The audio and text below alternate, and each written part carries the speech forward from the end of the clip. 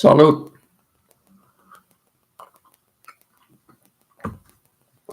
Hi, buddy, and welcome from the Frank Beck Chevrolet Studio Annex. It's Monday and time again for another edition of Time Out Overtime on the Time Out Overtime YouTube channel. I'm Rick Arsenal. First things first, get down there in the corner. Make sure you smash that like and subscribe button if you haven't done so yet. I can't thank you enough for watching and listening. We're not going to go too long. 15 minutes or so tonight. The Tiger game, they just beat the Yankees here within the last half hour. 6-2. Good day for Casey Mize. We'll get to that in just a second. But first, get this out of the way. Don't forget the annual Maggie Fry Scholarship Breakfast will be this coming Saturday, April the 12th, from 8 to 11 in the Frank Beck Chevrolet showroom. You can enjoy a pancake and sausage breakfast. All for donation proceeds will benefit the Maggie Fry Scholarship Fund, helping area nurses. It will mark the return of Andy Brown. He and I and Jed will be doing the timeout show there from 9 to 10 Saturday morning. That's why we want to see everybody out there. I'm sure we'll have a great crowd out there. You come out and enjoy the camaraderie, have a nice sausage pancake breakfast. Donations, all for a great cause, helping area nurses. I believe this is the 4th or 5th annual event out there. So please get out there and experience the Frank Beck Community Support Differences for a great cause. And I can't say enough about the camaraderie, I said, and you'll enjoy it. Be a good time will be had by all. I can promise you that. From 8 to 11 this Saturday morning, April 12th, in the Frank Beck Chevrolet showroom. We want to see everybody out there. No excuses. Saturday looks like a good day weather-wise anyway. Might be a little chilly, but be a very sun-filled day Saturday. So hope to see you this Saturday, Frank Beck Chevrolet showroom from 8 to 11, the Maggie Fry Scholarship Breakfast benefiting area nurses. As I said, come and experience the Frank Beck Community Support Difference. Chevy Drive, Southern Michigan. Chevy, let's drive together. And no question about it, Frank Beck Chevrolet is the #1 Chevrolet dealer here in the tri-state area. See you out there Saturday morning. We're also brought to you in part by Barrett Insurance in Jonesville at the corner of US 12 and M99. That's BarrettINS.com. Protecting your dreams. 517-849-1000. Barrett Insurance. BarrettINS.com. 517-849-1000 at the corner of M99 and US 12 in Jonesville. Barrett Insurance. Protecting your dreams. All right. Let's get before we do baseball. Of course, we've got the big game tonight at the Alamo Dome. It's a late game between Houston Cougars, who made a late comeback against Duke. A lot of Duke fans upset about what happened the final few minutes of that game. So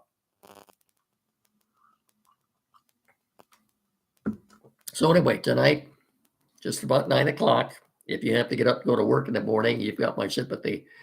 It's the whole thing with commercials and everything else. Probably going to be before midnight before this thing is over with. But so you've got the Houston Cougars versus the Florida Gators for the National Collegiate Championship. I haven't been right at all in any of the predictions I've been making throughout the tournament. Okay, so don't take much stock in what I have to say. But I think Houston will win tonight. Having said that, that doesn't mean much, but I'm predicting the Houston Cougars will be the National Division I Collegiate Championships when it's all said and done tonight. But don't take my word for it. Anyway, may the best team win. Pistons playing the Sacramento Kings tonight at Little Caesars. If they were to win tonight, that would be their 44th win of the season. That would be 30 more than what they had all last season. 14, of course. So, and if J.B. Bickerstaff is not the NBA Coach of the Year, that's a great injustice. They've already punched their ticket for the playoffs. They're not involved in a play-in game. Not sure who they're going to meet in the first round yet. But so after tonight, assuming they'll win, that'll be their 44th win with 3 games left against the Knicks, I believe, on Thursday night.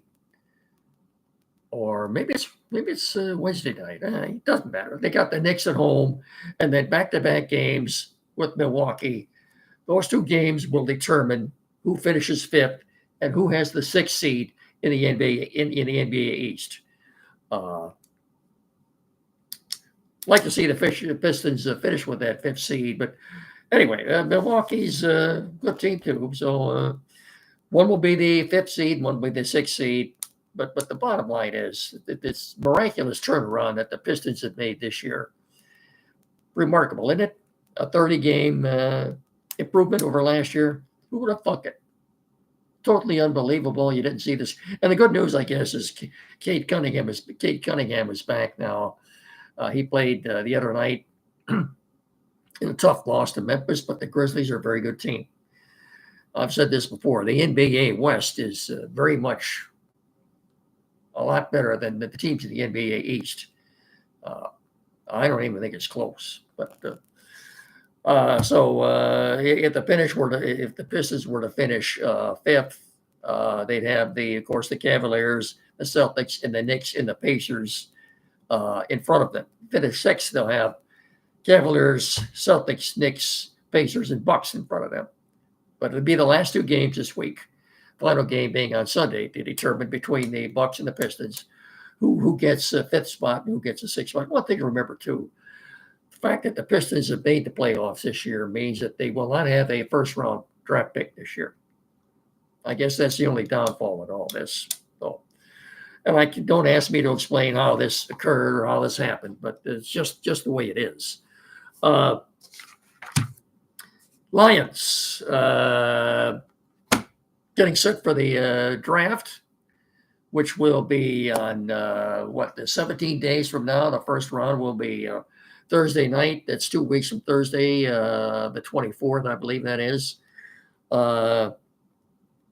Tim Twentyman, courtesy of the DetroitLions.com. Let's look at his latest mock draft, okay? I'm just going to do the top 10, and then I'll tell you who he's picking as the Lions selection with the 28th pick. So he's Tennessee, number 1 first-round pick. He's got them taking quarterback Cam Ward out of Miami. That's no surprise. The Browns with the 2nd pick, taking the stud edge from Penn State, Abdul Carter. Giants picking 3rd. He's got them picking quarterback Shedeur Sanders from Colorado. I don't think that's a surprise to anybody. New England Patriots with that 4th pick. Twentyman has them taking the wide receiver / cornerback Travis Hunter out of Colorado, 2-way player. Jacksonville will be picking 5th. And Twentyman has them taking the defensive tackle out of the University of Michigan, Mason Graham. Most of the mocks I see have him going in the top 5. 6, Las Vegas Raiders. Twentyman has them taking running back Ashton Jeanty out of Boise State. New York Jets with the 7th pick. Twentyman has them taking offensive lineman Armando Membu out of Missouri. Carolina Panthers are picking 8. He's got them taking linebacker Jalen Walker out of Georgia. Number 9, the Saints edge Shamir Stewart out of Texas A&M. I've seen some mocks that have the Lions taking him at 28. He won't be there at 28. And then 10th, he's got the Bears taking the big offensive tackle Will Campbell out of LSU. Going all the way down here to 28, where the Lions are picking. He's got Green Bay with the 23rd pick, taking offensive tackle Kelvin Banks Jr. out of Texas. Minnesota with the 24th pick. He's got them taking cornerback Maxwell Hairston out of Kentucky. Rams picking 26. He's got them taking offensive lineman Tyler Booker from Alabama. The Ravens picking at 27. He's got them taking linebacker Jihad Campbell out of Alabama. I wouldn't mind seeing the Lions get this guy, but I have to agree with what Twentyman has got them taking here and with the 28th pick. Offensive lineman Gray Zabel out of North Dakota State. I'm convinced, folks, that the Lions with that 28th pick are taking an offensive lineman, a replacement for guard Kevin Zeitler, who went to Tennessee. So here's what Twentyman had, and here's what Twentyman. Zabel would be a perfect fit for the Lions there. Here's what Twentyman had to say about him. Zabel showed at the Senior Bowl he can handle the step up in competition. He started at 4 different spots along the offensive line in college, and when he moved to center at the Senior Bowl, he was probably the most consistent of the bunch. The Lions love that kind of versatility up front. Zabel could compete for a starting job right away at guard, right away, and could be a plug-and-play piece at a number of different spots. If needed, Zabel's skill set, versatility, and play style fits the Lions perfectly, and I couldn't agree more. I couldn't agree more with that assessment. So I'm convinced, again, I haven't been predicting too well lately, but I'm convinced we're 17 days away yet. I'm convinced with the 28th pick, regardless of whether they move up or down, the Lions' first pick will be an offensive lineman. And wherever that is, he and Christian Mahogany will be the starting guards for the Lions this coming season. Hang on just a second here. No question about it, in my humble opinion, the most relevant part of any football team. The core of that football team is its offensive line, as it has been for the Lions the last several years now. And I'm convinced that Brad Holmes and Dan Campbell want to maintain that status with the offensive line. And if your starting guards are Christian Mahogany at left guard, and whoever that 28th pick is at right guard, that's fine. Good thing about Zabel, though, too, is that he can play any position up front. So if something happens to Frank Reich now, you can plug him in at center and put in Grant Glasgow back in at right guard again. So I think Glasgow is, if you want to call it a demotion or not, you look at it that way. Did not have a good second half of the year last year. And he is getting older. Maybe he's losing it a little bit. We'll see. But you heard it from me. Yeah, my predictions have been too good lately, but I'm thinking with that first pick in the first round, regardless of whether or not the Lions move up or down or not, they're taking an offensive lineman. Okay. All right. Let's do this, and then we'll do some baseball here. As you know, this podcast wouldn't be possible without the assistance of Tim Lindley at Quality PC in downtown Hillsdale. His assistance, his patience, his knowledge. And that's why we're doing this right now. 37 Waldron Street in downtown Hillsdale. This is the place you want to go in our area for any technical issues or needs, sales, service at all. This is the place to go. Quality PC in downtown Hillsdale at 37 Waldron Street. That's directly across the street from Fat Jack's Automotive. 517-610-5372. Anything at all technical related, computers, big screen mounting, setup, programming. As I said, computers new or used. Maybe you're changing internet providers. You need that installed. Printers new or used. Anything at all. Get in there. Please get in there and see Tim. Again, at 37 Waldron Street, a couple 100 feet west of Howell. 517-610-5372. Better still, get in there and see them. Tim or one of his assistants. And when you do, tell them me, Mickey sent you. Will you please? Thank you very much. Tigers made it 4 in a row today. Going into the game today, as a team, the Tigers had an OPS of 808, and that's the 4th best OPS in all of baseball. The thing you have to like about the Tigers so far is they're getting a lot of walks. I don't have the numbers in front of me, but after the game today, they might be leading the league in walks. This is the first time today, I think the Yankees had more hits than they did. The first time that's happened to them all year. Previously, the previous 9 games that they had played, they had out-hit and out-walked all their opponents in the first 9 games. I think they got more walks than the Yankees did today. But anyway, with the Casey Mize was very good. The splitter is dancing now. I'm so happy for Casey Mize. He's been through a lot, and so far so good. He looks like the real deal. And like I said, when his splitter is on, that's an unhittable pitch, and so good for him. Tigers now are 6-4, and the big hit today was the key part of the game today was the bottom of the 4th inning. Carlos Rodon had just walked Jake Rogers, and Kreidler was up on a 3-2 pitch, what appeared to be strike 3. The Yankees weren't happy about it. It was ruled ball 4 by the home plate umpire. And now you got 2 men on after Justin Henry Malloy flew out, I believe.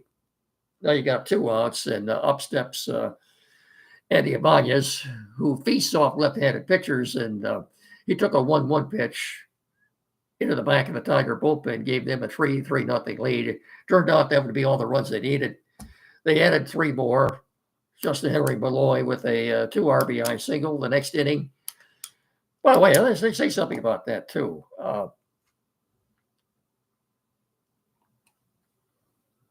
Gleyber Torres, who's on the 10-day IL, is already taking live batting practice. He's getting close to coming back. It was only after he went on the injured list that they brought Malloy up from Toledo. So Gleyber's close to coming back. You can't, when he comes back and he's back on the 26-man roster, they can't possibly send Malloy back down to Toledo. I just don't see it. He seems to fit in nicely in that leadoff spot. And he again today, he came through with a big 2-out RBI single.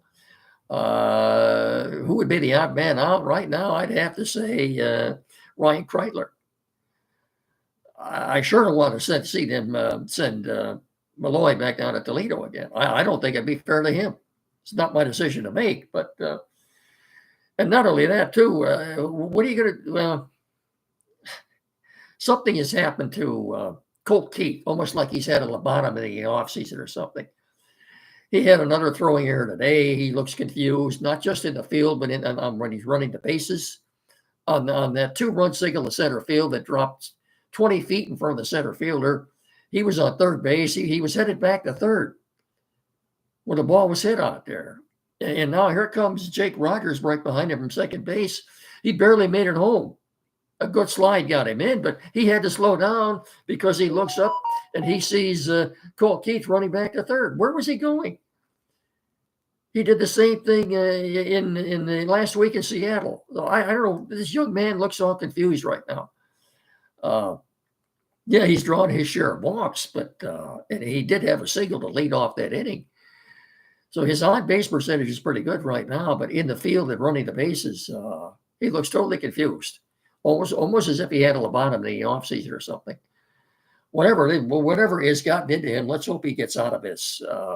They're not going to send him back down to Toledo, but somebody needs to have a talk with him or something. Anyway, now the Tigers play the Yankees. Now, again, this series was scheduled for 3 night games because of the cold weather, especially at night. Wind chill might be in the teens tonight, I think. So they got the game in today. Looks like they could possibly get the game in tomorrow, too. In fact, I'm sure they will. Derek Skubal needs to win tomorrow. It's about time for him to win a game. He's lost his first 2 starts. And they're going up against Carlos Carrasco, who is not the Carlos Carrasco that we saw 10 years ago. So it would behoove him to get a win tomorrow. So, and then Wednesday, it's rain. The forecast does not look good for Wednesday. Both teams have an off day Thursday, but Thursday doesn't look any better than Wednesday. If they get 3 games in, I'll be shocked. Of course, you know what they say about the weather. It's not a perfect science. But right now, the weather for Wednesday and Thursday does not look very good at all. And then the Tigers hit the road. They go to Minnesota for 3 and Milwaukee for 3. So tomorrow, Weather looks, it's a 1:10 start tomorrow. I think they'll get the game in with no problem tomorrow. But as far as Wednesday and Thursday, I don't think so. I think I got you caught up and everything. That's going to do it. Don't forget, I'll talk to you all again on Wednesday. And we want to see everybody out at Frank Beck Chevrolet. Don't forget this Saturday from 8 to 11 for the Maggie Fry Scholarship Breakfast. We'll be doing our show out there. Stop by and say hello to Jed and I and Andy. Looking forward to seeing all of you out there. So please, want to see you out there. That's going to do it. We'll see you again on Wednesday. So until then, have a good rest of your evening. Please remember to treat each other with respect. I can't thank you enough for watching and listening. So until Wednesday, have a good evening and so long, everybody.